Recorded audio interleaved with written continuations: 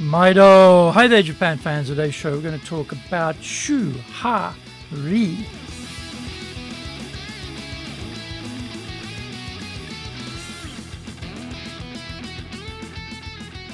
Present or Master Shimasho. This is the 7th year of the Presentation Japan Series podcast, and we are beaming around the world to you from sunny Minato-ku in Tokyo. And I'm your host, Dr. Greg Story, Dale Carnegie Tokyo franchise owner, the president of Dale Carnegie Tokyo Training, and 3-time best-selling author of Japan Sales Mastery, which is Zaegyo in Japanese, Japan Business Mastery, and Japan Presentations Mastery, plus Stop Wasting Money on Training, which in Japanese is Training de okane o muda ni suru no wa yamimashou, and all are available on Amazon. Through this podcast, I want to help you to become a better speaker, to be 1. Clear, 2. Confident, 3. Persuasive, and 4. Highly influential with those around you. Don't forget to subscribe and share this podcast with your family, friends, and colleagues. We are not being sponsored by Libsyn, but we value your privacy, which is why we have our podcasts hosted by Libsyn. Unlike many other hosting organizations, Libsyn have a strict policy that does not allow access to your private information by anyone. Here is our daily podcast lineup on Apple Podcast. Mondays, the Cutting Edge Japan Business Show podcast. Tuesday, the Presentations Japan series. And every second Tuesday, the Business Touches in no Oshie show. Wednesday, the Sales Japan series. Thursdays, the Leadership Japan series. And every second Thursday, the Business Pro Podcast show. Fridays, the Japan Business Mastery show. Saturdays, Japan's top business interviews. Now, this is episode number 317. Today we're talking about applying the Japanese Shu-Ha-Ri concept for presentations. The Japanese idea of Shu-Ha-Ri is a combination of 3 characters, Shu-Ha-Ri, and I first came across this concept when I was living in Australia and studying karate there. It is a very typical concept in all traditional arts in Japan. Each character has a separate meaning, so they don't make up a compound word, as is often common with Japanese phrases. The idea represents a learning journey. Shu is to protect the traditional techniques, the basics, the fundamentals. Ha is to detach and break away from the tradition, to innovate and depart from our attachments to what we are doing. Ri is to transcend to a level where there is no self-consciousness of what we are doing. We make it our own because we have absorbed it all and it is now part of us. This is very much the journey of the presenter. I was reminded of this the other day when I was giving a talk to the Tokyo American Club audience. I was the guest speaker and I chose as my topic the 6 impact points of persuasion. One of those 6 points was on the use of gestures. In the Q&A, one of the audience members asked me if I was using gestures during my talk with conscious thought or whether they were just happening naturally. Actually, I never thought about that, and I realized they were unconscious acts driven by the content of what I was saying and by my delivery skills as a presenter. I was in a mental state of Ri in the Shu-Ha-Ri format. For most business people, this is a very hard stage to reach. They often get only a few opportunities a year to speak. Unfortunately, they usually do no rehearsal and only deliver that talk once in their lives. Also, they get no coaching on how to make their next talk even better. Even if there are only a few chances to stand up in front of an audience, we can get to work improving, trying to move things to the next stage. It may be that stage 1, Shu, could occupy us for a number of years. But as we say, the best time to start becoming excellent at presenting was yesterday, and the second best time is today.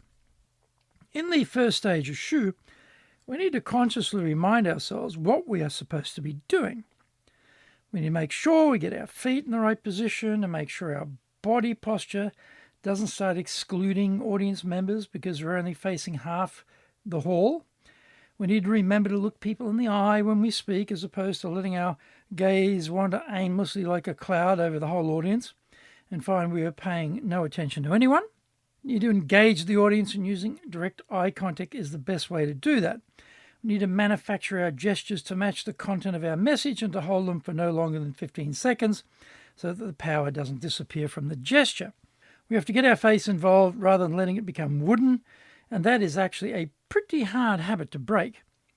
We have to remind ourselves not to slip into a monotone voice when presenting and make sure we have vocal variety and that we are not getting too fast. Find out more when we come back from the break.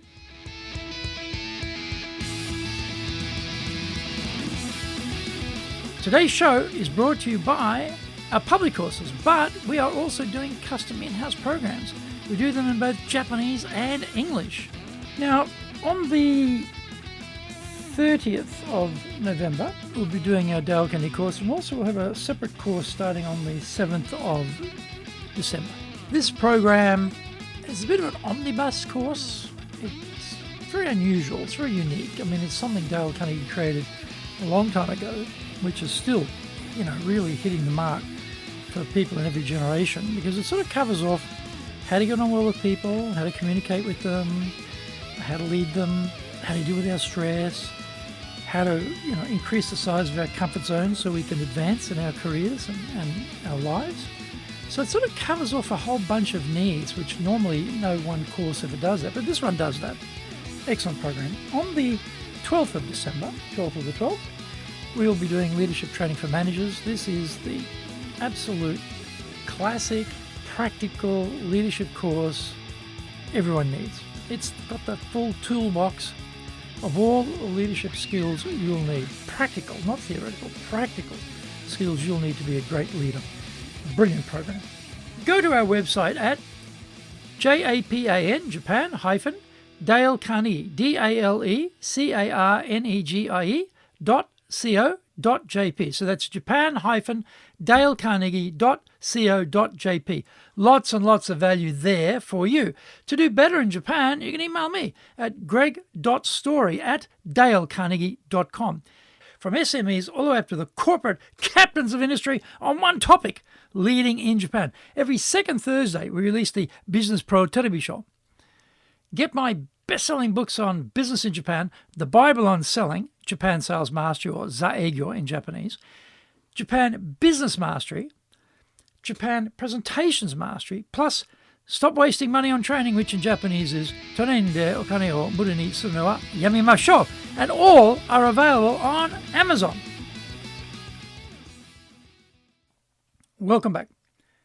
As we get more chances to speak, we keep concentrating on these points so that we make sure we are covering all the bases. At a certain point, we start to internalize what we should be doing and have to expend less energy to keep checking what we are doing. We're getting into that ha stage. We start to think of new things we could be doing. Perhaps we will move around the stage a bit and try and get closer to the audience. If it's a big stage, we want to move to the left and right extremes and try and connect with the members of the audience there. We're no longer worried about our foot position because we are capable of resetting our body so that we never eliminate half the audience from our gaze by looking off to only one direction. We become more comfortable with our gestures, and they are not needing to be forced anymore and occurring naturally. In fact, we might be getting more flamboyant and larger with our gestures to reap a bigger impact on the audience. We're getting better at being more focused on the audience than on what we are doing. In the final stage of Ri, we're not even conscious of all these little building bricks we need to make the presentation a success.